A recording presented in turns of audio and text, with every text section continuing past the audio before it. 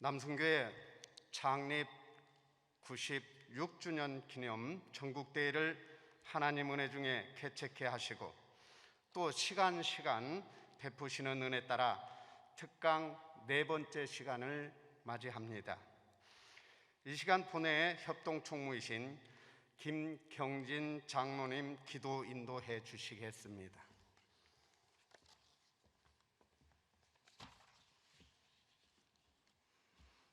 사랑과 은혜가 충만하신 하나님 아버지, 코로나19로 인해 온 나라가 고통 가운데 있지만 우리 믿음의 형제들 말씀 사모하는 마음 갖게 하시사 이곳 전국대회로 발걸음을 인도해 주신 하나님의 은혜에 감사를 드립니다.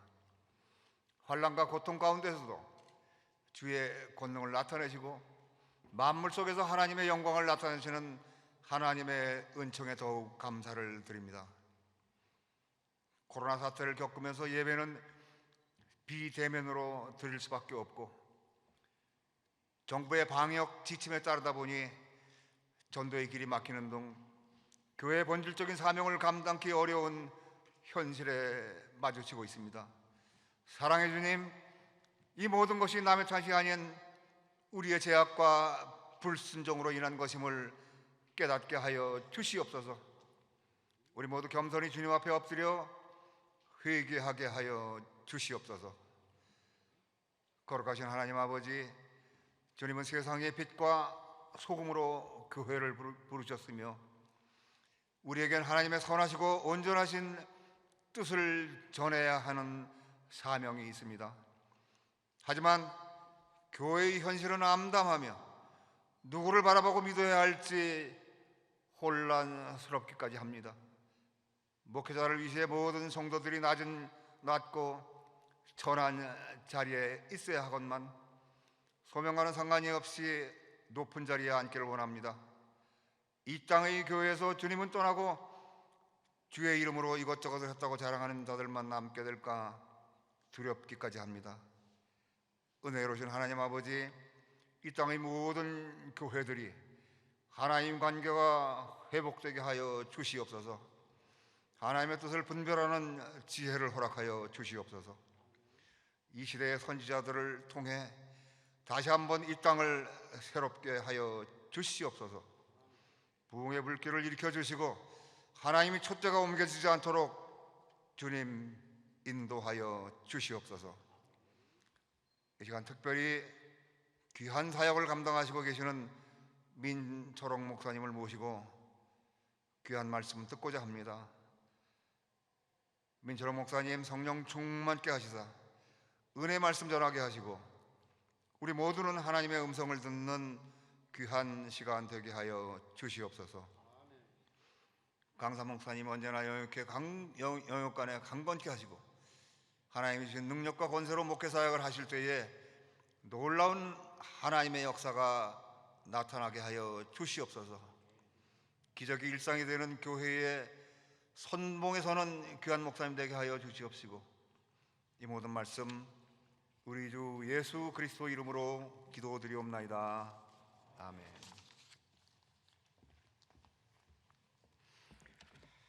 다음은 부회록 서기로 섬기고 계시는 곽영수 장로님께서 성경을 봉독해 올리도록 하겠습니다.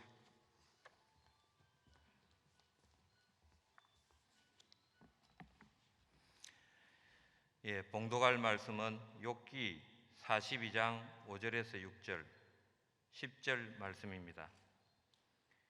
내가 주께 대하여 귀로 듣기만 하였사오나 이제는 눈으로 주를 배웠나이다. 그러므로 내가 스스로 거두어 드리고 뒷걸과 제 가운데에서 회개하나이다. 욥이 그의 친구들을 위하여 기도할 때 여호와께서 욥의 공경을 돌이키시고 여호와께서 욥에게 이전 모든 소유보다 갑절이나 주신지라. 아멘.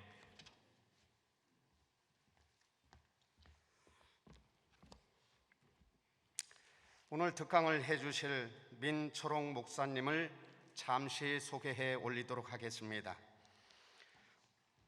공군 군목으로 5년간 사역하셨으며 성민교회, 상일교회, 대치동교회, 영락교회를 거쳐 현재 수석교회 위임 목사로 시무 중에 계십니다.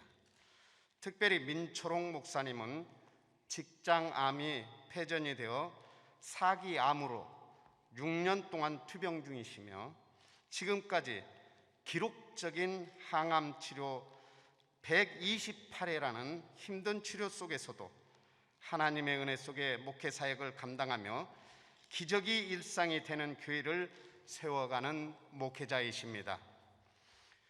기적이 일상이 되는 교회라는 주제로 강연하실 때 그 기적의 일상에 우리도 동참하여서 은혜의 자리로 깊숙이 들어가는 이 특강 시간 되기를 원하며 민철홍 목사님을 모시도록 하겠습니다. 힘찬 위로의 박수로 맞이해 주시기 바랍니다.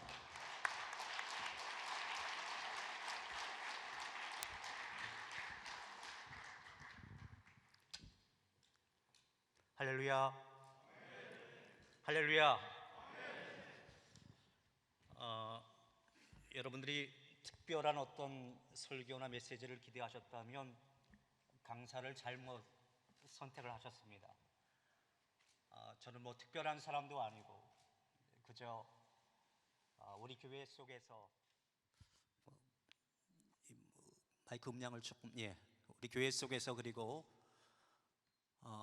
제 소소한 삶 속에서 있었던 일 간증하고 싶고 또 여러분들하고 같이 공감을 했으면 좋겠다라고 하는 그런 생각으로 오늘 이 자리에 서게 되었습니다. 제가 끝까지 설교 잘 감당할 수 있도록 여러분들 마음속으로 기도해 주셨으면 좋겠습니다. 서울 장충동에 가면은 붉은 벽돌로 웅장하게 지어진 교회가 있습니다. 그 교회는 여러분도 잘 아시다시피 한국 기독교 장로회 즉 기장 측교회 대표하는 경동교회죠. 그 교회 원로 목사님이신 박종화 목사님이라고 하시는 분이 계시는데 그분이 이러한 말씀을 하셨습니다. 그분이 이제 2010년도 12월 13일에 세브란스 병원에서 정밀 검사를 받으셨는데 인두암 3기라고 하는 선고를 받으셨거든요. 이 암 통보를 받고 병원을 나서면서 그 목사님은 한참 동안 하늘을 올려보다가 이렇게 혼자 중얼거렸다라고 합니다. 주님은 도적같이 오신다더니 내 죽음도 이렇게 다가오는구나. 택시를 타고 집으로 돌아가는데 숱한 얼굴이 그 목사님 머릿속에 떠오르더라는 겁니다. 사랑하는 아내와 자식들의 얼굴, 또 교우들의 얼굴.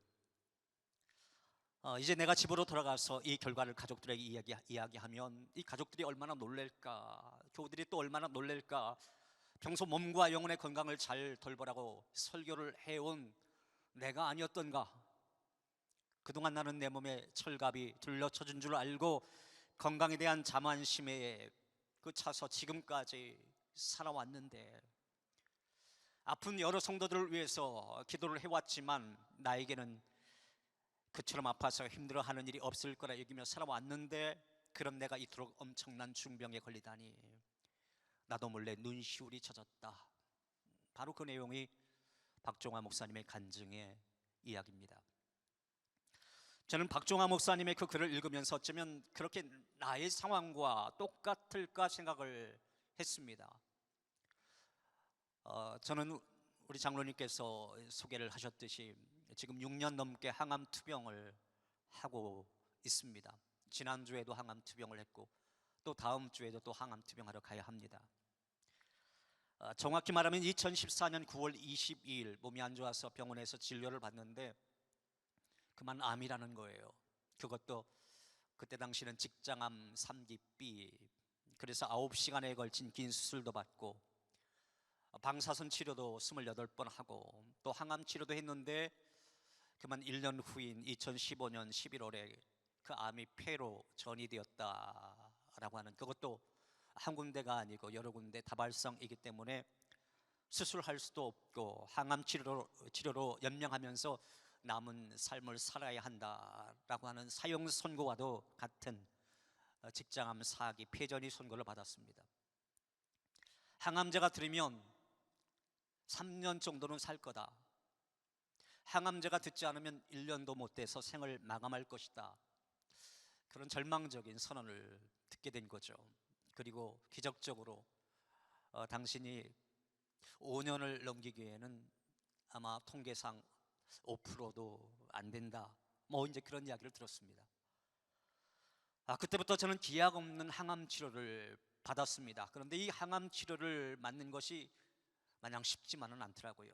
2주마다 3일 동안, 직장암은 3일 동안 맞아야 됩니다. 이 3일 동안 맞아야 되는 이 항암 주사는 몸도 마음도 참 불편하게 해요. 항암 주사 맞기 하루 전부터 몸이 미리 반응을 하는데 이 혈관은 이제 파랗게 솟아오르고 신경은 날카로워집니다. 내일 항암 주사를 맞기 전에 종양내과 교수는 또 무슨 말을 할까 막 긴장도 되고요. 교인들에게 분명히 그렇게 설교를 했거든요. 여러분들 두려워하지 마십시오.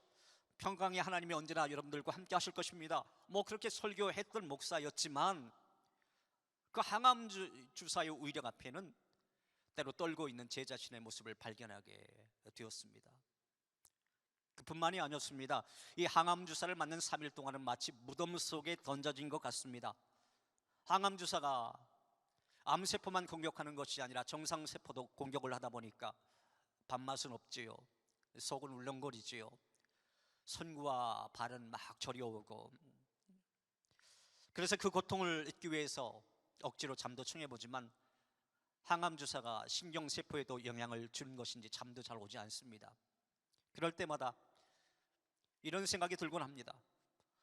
내가 이 항암 주사를 언제까지 맞아야 하나? 하나님께서 이 고난을 통해 과연 나에게, 이 민목사에게 무엇을 말씀하시고자 하는 것일까? 그런데요, 그런 고민과 그런 질문이 있을 때마다 하나님은 위로의 손길로 저에게 다가와 주시는 것이었습니다. 언젠가 그날도 항암 주사를 맞고 있던 힘든 시간이었는데 극동방송을 통해서 은혜로운 찬양이 집안에 울려 퍼지고 있었습니다. 아마 그 제 아내가 그 찬양을 틀어놓았던 것 같아요. 그 찬양은 주 은혜의 인물이라고 하는 찬양이었어요. 주 나의 모습 보네, 상한 나의 맘 보시네, 주 나의 눈물 안에 홀로 울던 맘 아시네, 세상 소망 다 사라져가도 주의 사랑은 끝이 없으니 사랑하는 이 모든 순간이 주 은혜임을 나는 믿네. 그런 찬양이 울려 퍼지는 거예요. 저는 항암 치료 중에 그 곡을 여러 번 들으면서 살아가는 이 모든 순간이 주 은혜임을 나는 믿네라고 하는 가사가 저에게 주시는 하나님의 메시지로 다가오는 것이었습니다. 그래, 민목사 살아야지, 너 힘을 내야지, 세상 소망 다 사라져가도 나를 의지하거라.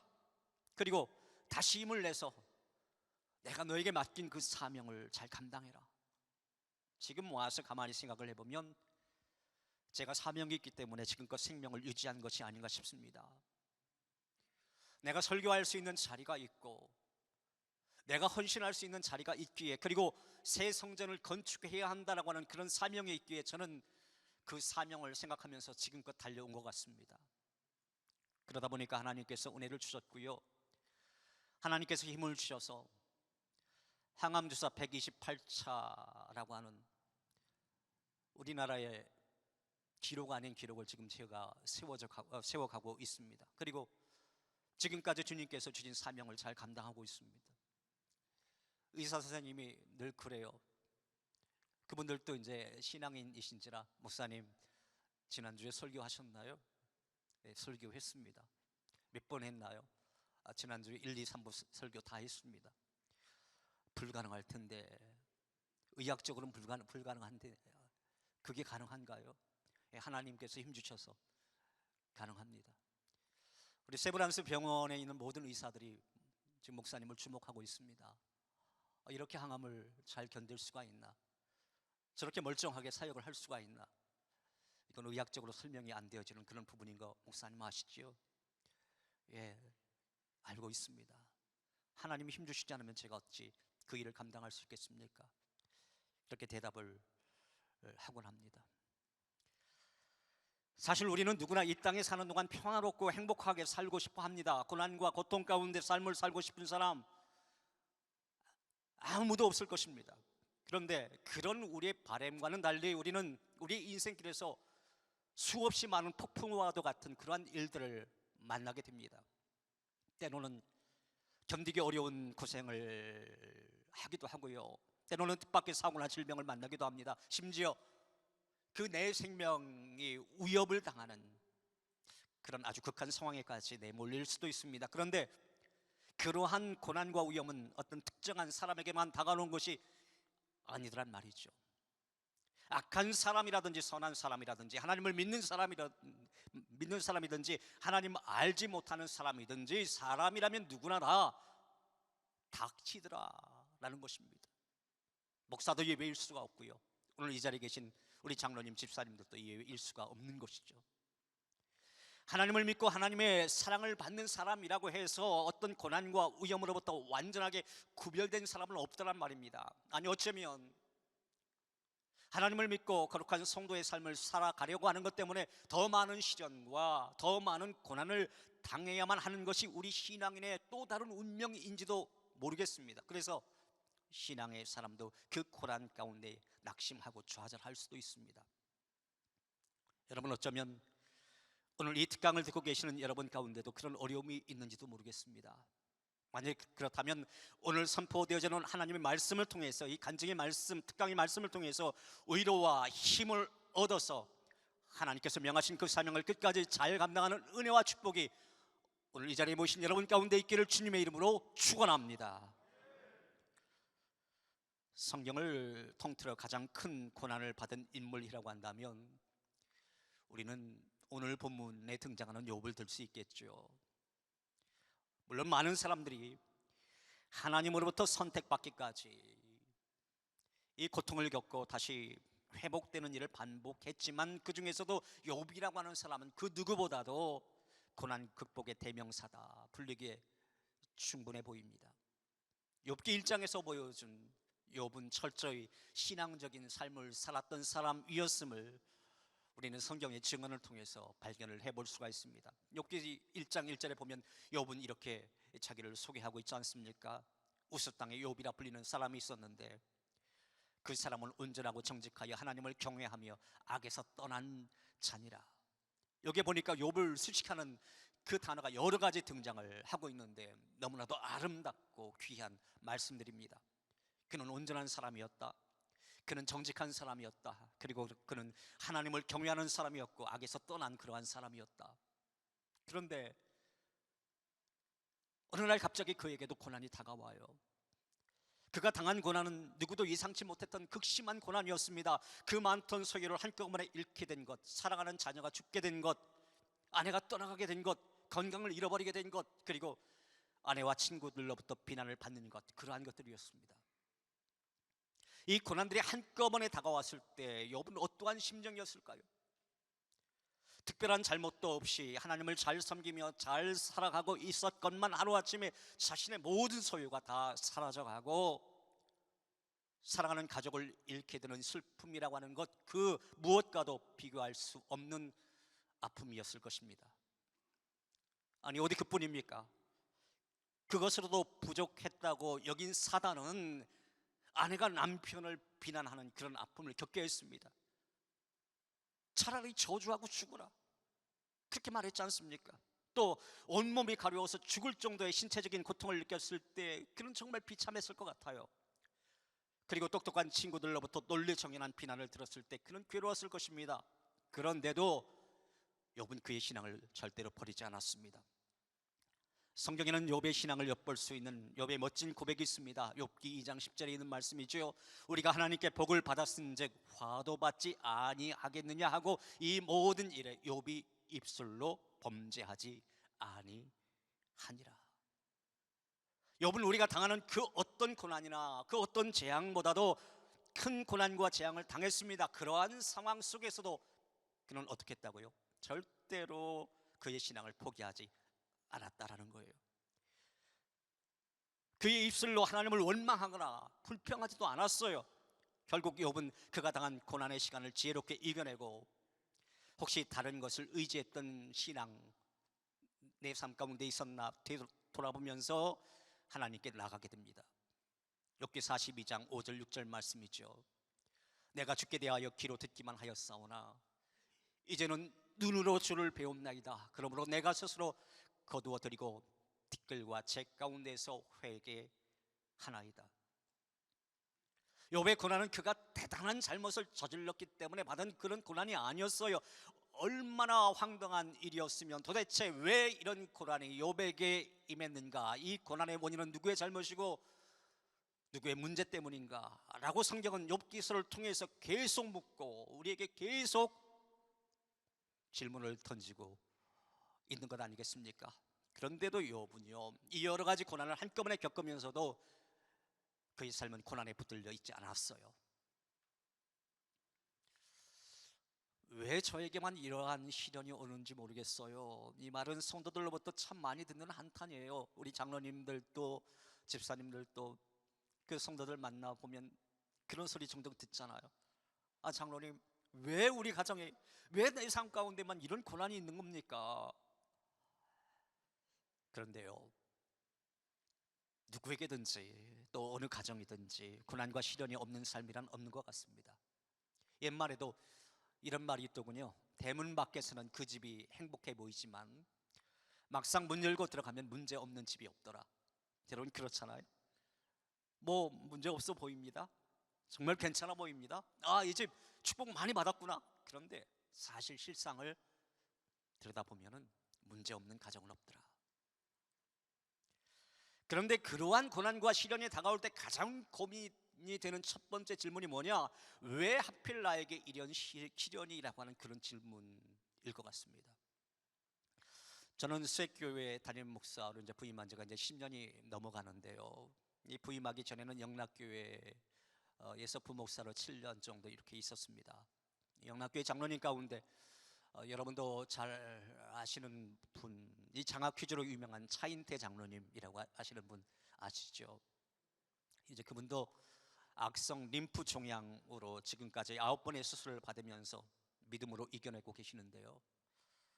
그분이 암 진단 받고 이런 고백을 하신 적이 있어요. 창밖에 흩날리는 눈발 사이로 나의 과거가 파노라마처럼 떠올랐다. 한때 나는 꽤 잘 나가는 방송인이었다. 뉴스 앵커 시절에는 어쩌다 거리를 나가면 행인들의 눈길이 모두 나에게 향할 정도로 대중의 큰 인기도 누렸다. 그 이후 대학에서 학생들을 가르치기도 하고 그 밖에 여러 공직을 맡아 활동하면서 한껏 인생의 기쁨을 만끽했었다. 그런 내가, 그토록 활기차게 사회생활을 즐기던 내가 중환자가 되어 병상에 시신처럼 누워 지내야만 하다니, 나는 홀로 병상에 누워 하얗게 얼어붙은 하늘을 바라보면서 속으로 울부짖었다. 왜 하필 나에게 이런 시련이?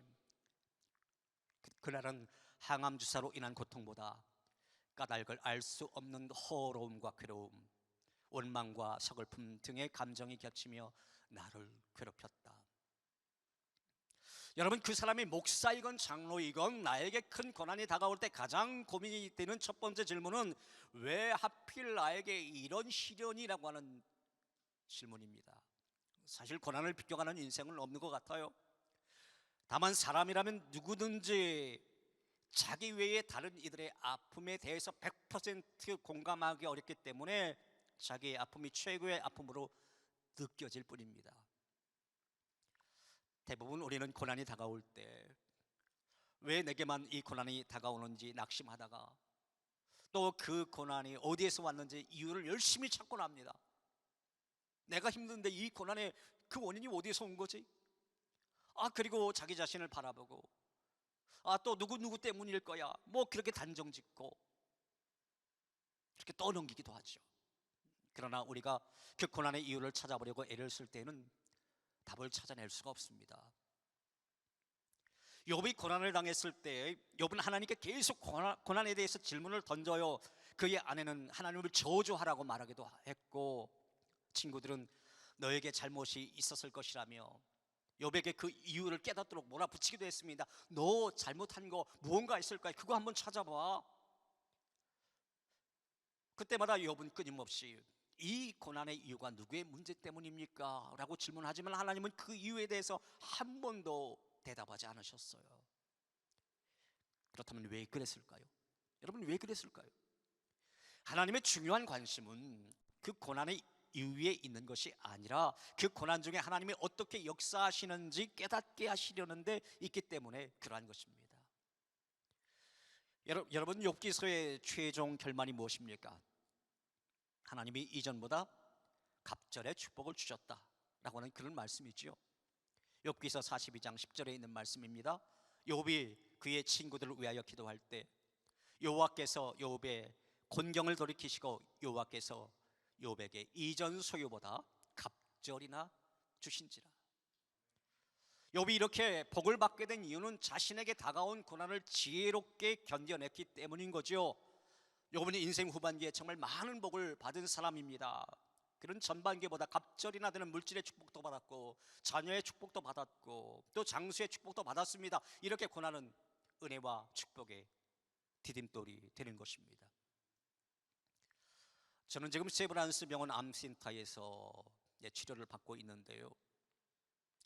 제 주치의는 김남규 교수님이라고 하는데 그분하고 이름이 아주 비슷한 분이 또 한 분 계세요.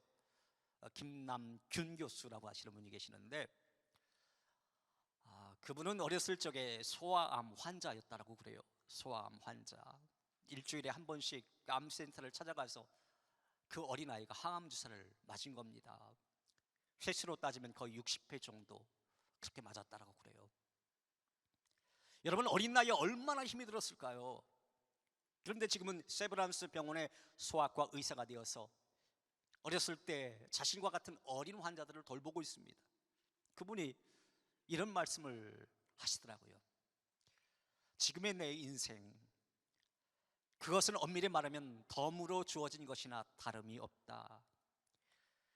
인생의 꽃을 피워보지도 못한 채 죽을 수 있었던 내가 이렇게 살아서 다른 이의 생명을 돌보고 있으니 덤이 아니고 무엇이겠는가? 그렇다면 이 덤의 삶을 단지 돈벌이나 내 인생의 쾌락을 위해서만 살 수는 없지 않겠는가? 이제 나는 사람 살리는 일에 나를 부르신 하나님의 뜻을 기억하며 내게 주어진 소명의 불꽃을 태우려 한다. 여러분, 얼마나 멋진 말씀입니까? 하나님은 우리를 큰 환난에 빠뜨리려고 큰 곤궁 가운데 빠뜨리려고 고난을 주시지 않습니다. 다만 우리가 가져야 할 자세는 그 고난을 통해서 약속하신 하나님의 말씀을 깨닫는 데 있는 거예요. 많은 사람들이 고난을 당할 때 도대체 이 고난의 끝은 어디입니까? 그 끝이 있기라 한 것입니까? 라고 괴로워합니다. 저 역시도 그 똑같은 질문을 하나님 앞에 되묻곤 합니다. 그러나 사랑하는 여러분, 우리의 고난과 함께 하시는 하나님의 손길을 믿고 의지하면 반드시 그 끝에는 풍성한 은혜와 축복이 기다리고 있음을 기억하시고 결국 그 고난 가운데 승리하시는 저와 여러분들이 다 되시기를 주님의 이름으로 축원합니다. 기적이 일상이 되는 교회. 여러분, 그 제목 듣고 야, 이 교회는 뭐 대단한 것이 있나 보다 그렇게 생각하실 수 있는데요. 여러분, 오해하지 마십시오. 뭐 저희 교회가 어떤 뭐 특별한 기적, 뭐 안진뱅이가 일어나고 뭐 소경이 눈을 뜨고 이런 기적 없어요. 또 무슨 대단한 일 있었던 거 아닙니다. 그저 소박한 아름다운 일들이 우리 교회에서 일어나고 있는데 기독공보의 기자께서 저희 교회를 한번 취재를 하러 오셨더라고요. 그래서 우리 교회 이런저런 사연의 이야기를 듣고 기적이 일상에 드는 교회, 그렇게 기독공보에 소개를 해 주셨기 때문에 그러한 이름이 난 것 같습니다. 자, 그렇다면 우리 교회가 그렇게 특별하게 이름이 난 이유가 무엇 때문일까요? 부족하지만 제가 세 가지 포인트로 여러분들에게 좀 말씀을 드릴게요. 첫째로, 교인들은 한 마음이 되어 목사의 회복을 위해 눈물로 기도하고 목사는 어려운 중에도 교회를 지켜가는 교회이기 때문에 저 교회는 기적이 일상이 되는 교회다, 그렇게 말하고 있지 않나 생각을 해봅니다. 여러분, 한국 교회 상황이 어렵잖아요. 그렇지 않습니까? 어떻게 보면 전 그런 생각을 해요. 내가 6년 동안 지금 항암 투병하는데 제대로 목회 못해요, 여러분. 제가 주중에 출근 못합니다. 그런데 제가 지금 수색교회 우임 목사로 있거든요. 여기 우리 수색교회 장로님들, 집사님 몇 분 계시는데 모르겠어요. 저분들이 속으로 무슨 생각을 가지고 있는지는 모르겠지만 제가 겉으로 듣기에는 저 목사님 좀 나가주셨으면 좋겠다라고 하는 소리를 아직 못 들어봤습니다. 여러분, 그것 자체가 은혜 아니고 그것 자체가 기적 아니겠습니까? 요즘 세대에. 그리고 우리 교인들이 담임 목사 살려달라고 그 눈물로 기도합니다. 저희 교회가 매년 119일 동안 기도 대행진을 해요. 올해로 이렇게 7년째 이렇게 기도 대행진을 하는데 15,000시간 기도를 합니다. 교인들이 그 시간들을 채워가면서 목사님 살려달라고, 우리와 같이 새 성전에 들어갈 수 있는 그러한 축복 허락해달라고 막 기도해요. 여러분, 교인들이 그렇게 기도하니까요, 하나님이 놀랍게 역사하시는 거예요. 제가 6년 동안 투병을 했다고 했죠. 그것도 사기암. 많은 사람들이 사기암이면 산에 들어가고 아니면 내 생명 곧 끝나겠지, 자기의 그 삶 카운트하고. 그런데 여러분, 놀라지 마십시오. 제가 6년 동안 수술 받는 한 주간 이외에 주일날 우리 수액교회 본당을 비워본 적이 없습니다. 비워본 적이 없어요. 장로님들께서 좀 쉬셔야 합니다. 6개월 안식년 주셨는데도 전 그래도 내가 이 교회에서 주님 붙잡지 않으면 난 죽을 수밖에 없을 것 같다. 그래서 그때도 교회 나왔습니다. 격주로 설교를 하고, 설교 안 하는 주간에는, 항암하는 주간에는 좀 설교를 할 수 없어요. 근데 항암 안 하는 주간은 설교합니다. 그리고 항암 안 하는 주간은 나와서 광고라도 하고 축도라도 하고 교인들 얼굴 봐요. 여러분, 어떤 날은요, 그 주중에 막 폐렴으로 40도씩 몸에 열이 심한 상황인데도 그래서 이번 주간은 설교 못할 것 같아요. 설교 원고는 탈고까지 해놨는데 갑자기 몸이 아픈 거예요. 내가 지금 응급실로 실려가면 내일 설교 못하는데 이거 어떡하지? 기도하고 사는데, 여러분 놀라지 마세요. 주일날 새벽이면 그 40대 되던 열이 딱 정상으로 떨어지는 거예요. 그리고 하나님이 힘을 주시는 거예요. 일어설 수 있는 힘, 설교할 수 있는 힘을 주시는 거예요. 여러분, 이것이 하나님의 은혜 아니고 하나님의 기적 아니고는 설명할 길이 없는 거죠. 제가 이 자리에서 여러분들에게 설교할 수 있는 것도 하나님의 기적 아니겠습니까? 하나님의 은혜 주셔서 제가 여러분들 앞에 선 거지, 하나님의 은혜 주지 않았으면, 여러분 그래요. 지난 8월에 제가 이 특강을 맡겠다고 그렇게 말을 했지만 10월 달까지 내가 건강할까? 내 마음속에 또 그런 여러 가지 염려도 들어요. 그런데 또 하나님께서 가서 말씀을 전해야지. 그래도 조금이라도 내가 한국교회에 도전이라도 줄 수 있다면 내가 그 일 감당해야지. 하나님이 힘주시는 거예요. 그 모든 것이 우리 수액교회 성도들의 중보기도 때문인 줄로 믿습니다. 교인들이 그렇게 기도하니까 목사가 힘을 낼 수 있는 거예요. 교인들이 그렇게 기도하니까 제가 목숨 걸고 목숨 내어놓고 하나님의 사역을 감당할 수 있는 겁니다. 설교만 감당할 수 있는 것이 아니고 교회 건축과 관련된 여러 가지 모든 일들을 해나가고 있습니다. 하나님의 은혜죠. 하나님의 은혜. 두 번째, 흔들릴 수 있는 상황, 여러 가지 상황 속에서도 흔들리지 않는 교회, 흔들리지 않는 성도들이 있기 때문에 저 수색교회는 기적 일상이 되는 교회다. 그렇게 주변에 사람들이 말하고 있는 것 같습니다.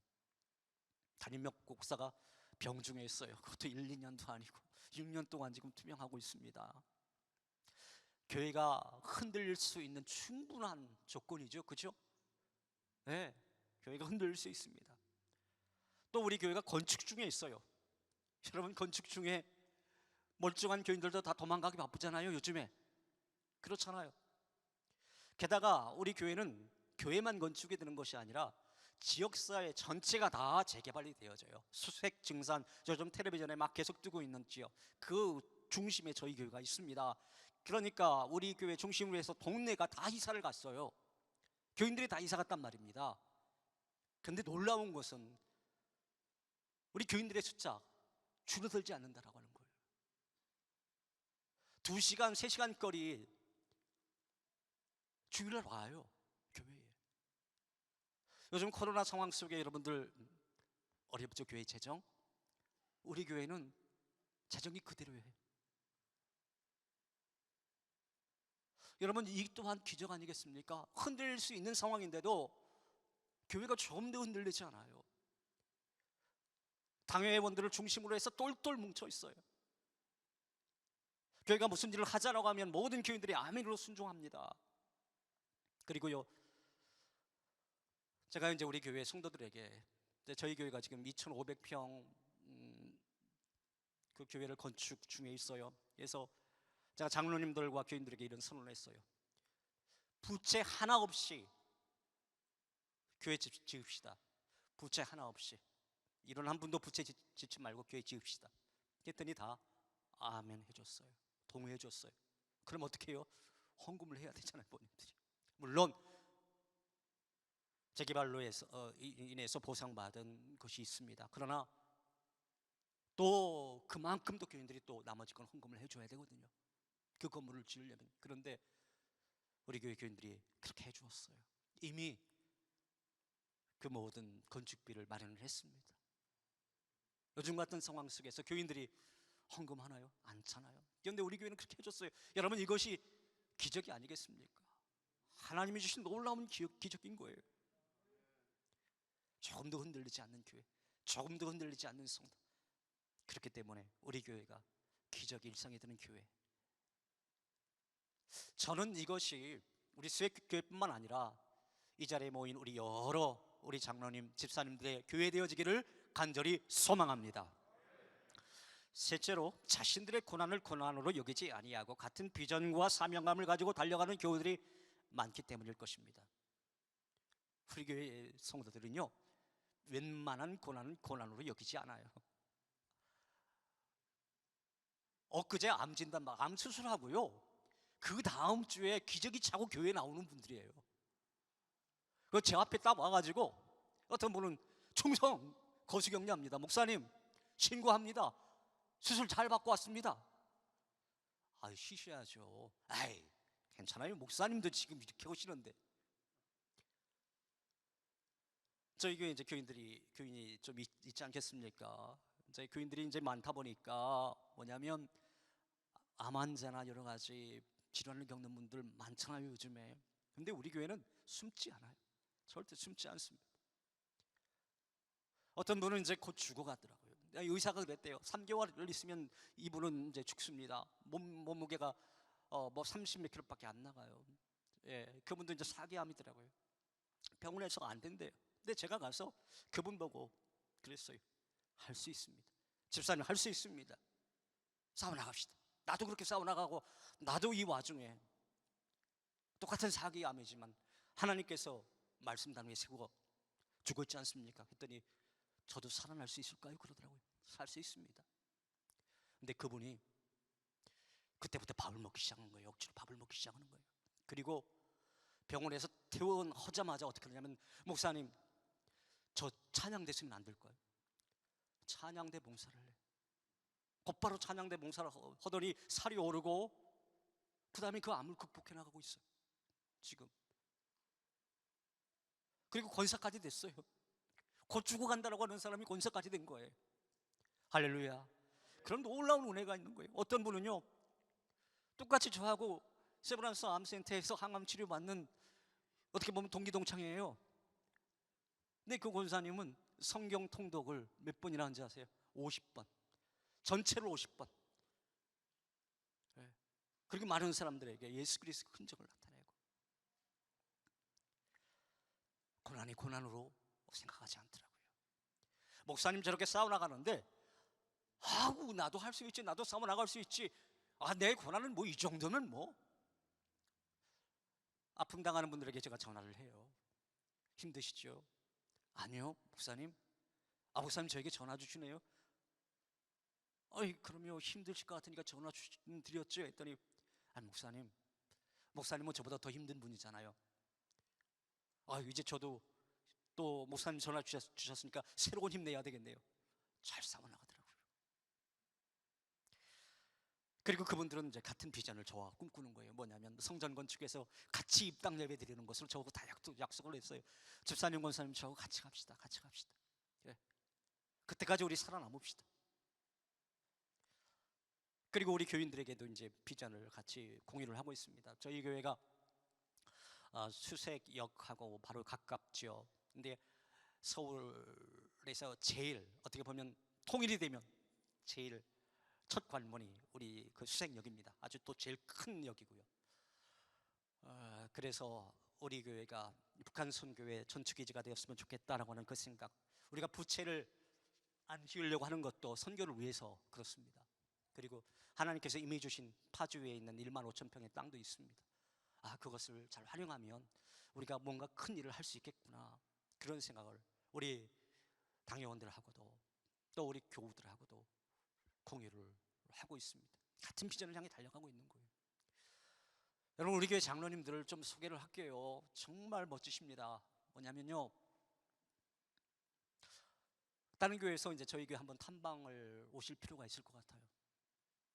건강한 교회로, 한국 교회 정말 건강한 교회로. 그 장로님들이 주일날 되면 이렇게 가만히 있으신 분은 한 분도 없어요. 정말 열심으로 그 사역을 감당하십니다. 최선을 다해서 그 사역을 감당하세요. 얼마나 멋지신 분들이신지 몰라요. 그리고 또 몇몇 장로님은 생업을 다 지쳐두고 평일날에도 계속 출근해요. 교회를 하겠다라고 하는 거예요. 막 마대자루 잡고 그냥 목도 닦으시고, 교회 뭐 잘못된 거 있으면 다 수리하시고. 그러니까 교인들이 그 장로님들을 존경스러우니까 우리도 또 그렇게 하겠습니다. 그렇게 하겠습니다.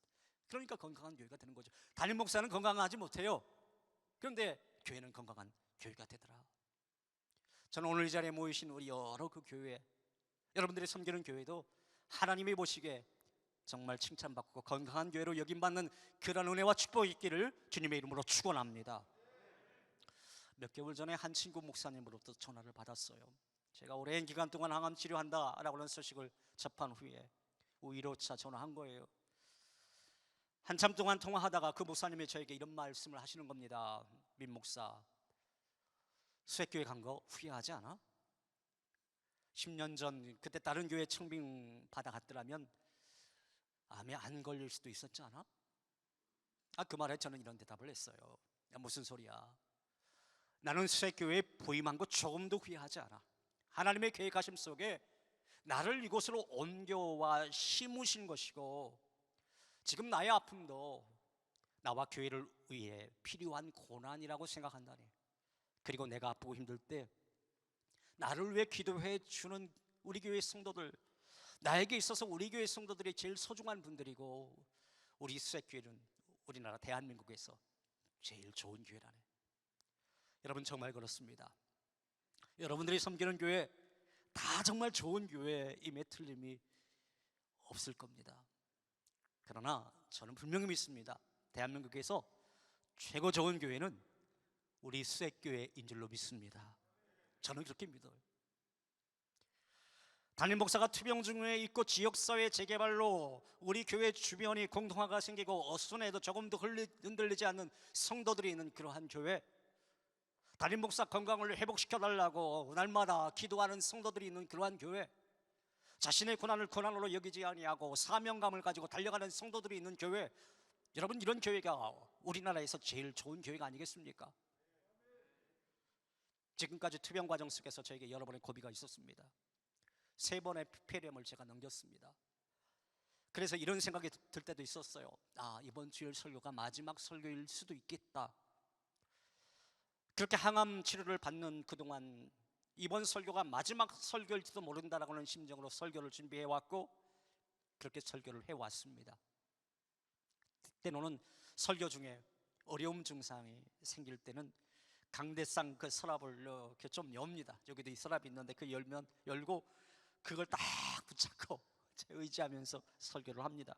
그리고 때로 성도들의 모습이 흐릿하게 보일 때도 있거든요. 항암 부작용으로. 그러면 막 더 소리를 높여 설교하곤 했어요.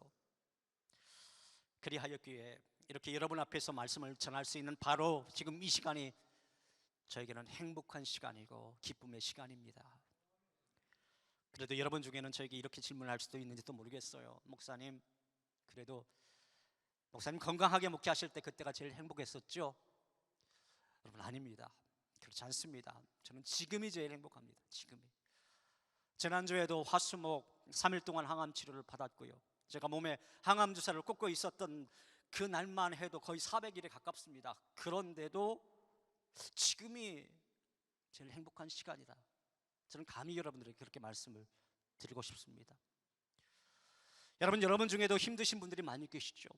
오늘 이 자리에 오셨음에도 불구하고 여러 가지 고난의 문제를 가슴에 품고 오신 우리 장로님, 집사님들 계시죠. 말 못할 고민을 가지신 분들 계시죠.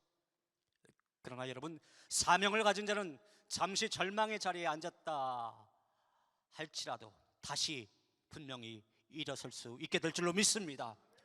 힘들고 피곤하여 지쳐서 인생의 참다운 의미를 잃어버린 그러한 분들이 혹시라도 있다고 한다면 여러분들에게 주어진 그 사명을 다시 기억하고 회복할 필요가 있겠습니다.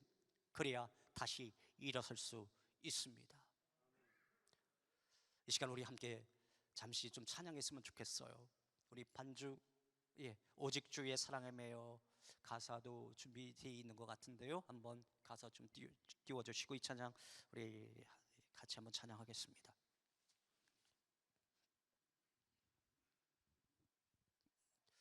지금 이제 방송실에서 신디 좀 올려주세요. 방송실.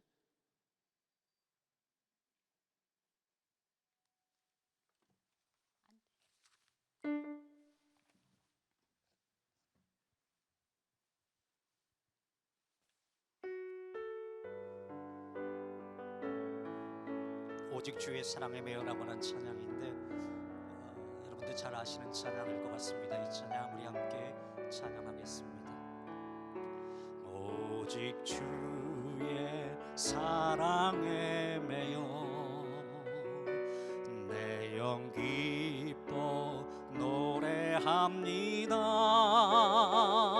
이 소망의 언덕 기쁨의 땅에서 주께 사랑드립니다. 오직 주의 임재 안에 오직 주의 임재 안에 갇혀 내 영 기뻐 찬양합니다. 이 소명의 언덕 거룩한 땅에서 주께 경배드립니다. 주께서 주신 모든 은혜, 주께서 주신 모든 은혜 나는 말할 수 없네. 내 영혼 즐거이 주 따르렵니다. 주께 내 삶들. 우리 자리에서 일어나서 한번 찬양할까요? 오직 주의 사랑에 매여. 우리의 양손 높이 들고 내 영 기뻐 노래합니다. 이 소망의 언덕 이 소망의 언덕 기쁨의 땅에서 주께 사랑드립니다. 오직 주의 임재 안에 오직 주의 임재 안에 갇혀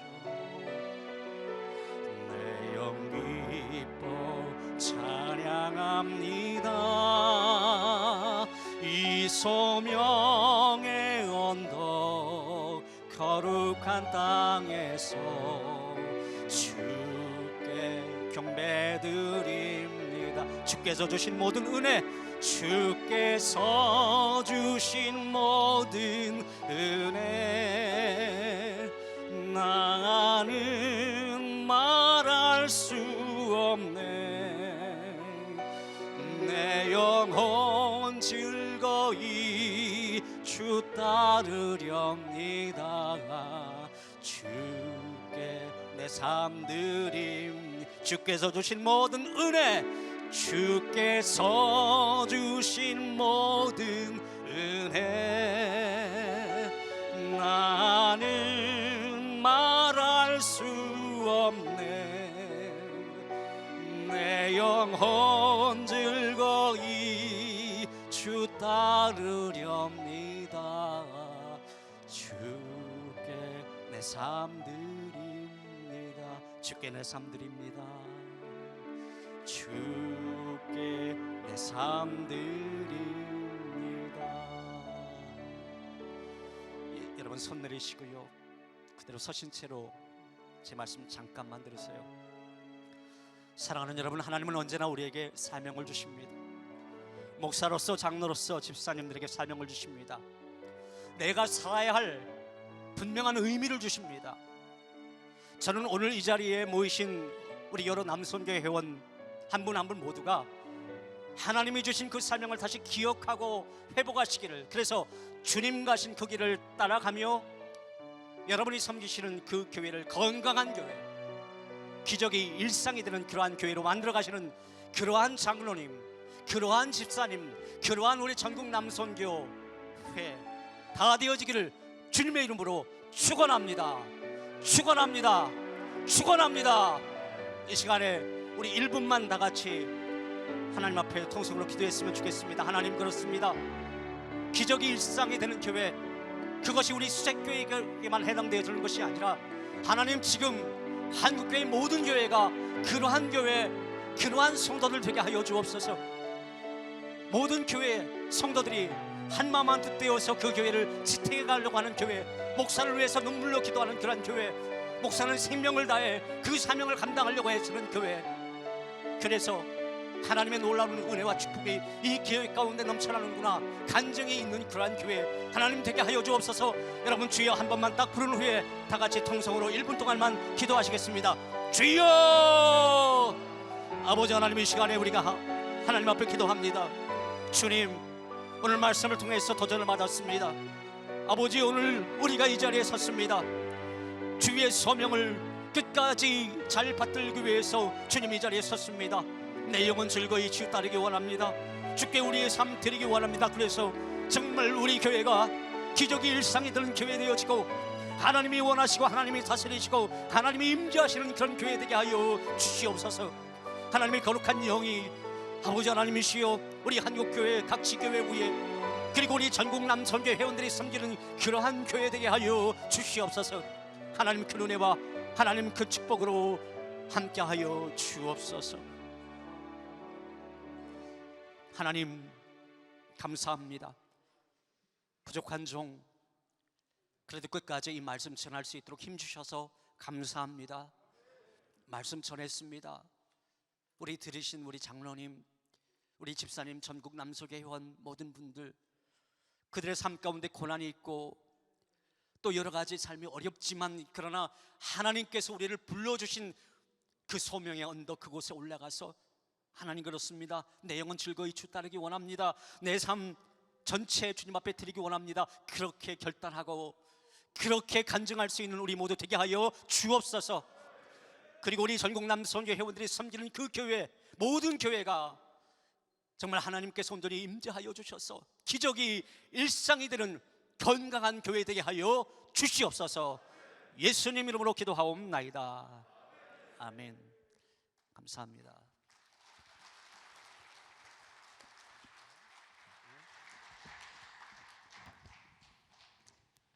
감사합니다. 수색교회 이강수 장로님 잠깐 이쪽으로 올라오시죠. 올라오세요. 사실 저는 기적이 일상이 되는 교회라는 그 주제를 한 달 전에 받고 이미 그때 큰 은혜를 받았습니다. 하나님께서 긍휼을 베푸셔서 우리 민철옥 목사님을 암에서 구원하시고 온전한 회복을 허락하셔서 날마다 목회 사역의 지경이 넓혀지시기를 바라면서 우리에게 큰 도전을 주신 목사님께 큰 감사의 박수를 드리도록 하겠습니다. 아울러 목사님을 잘 모시고 계신 우리 이강수 장로님께도 큰 박수 부탁드립니다.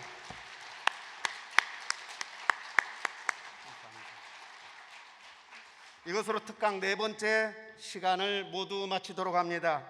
김창만 장로님 광고해 주시겠습니다.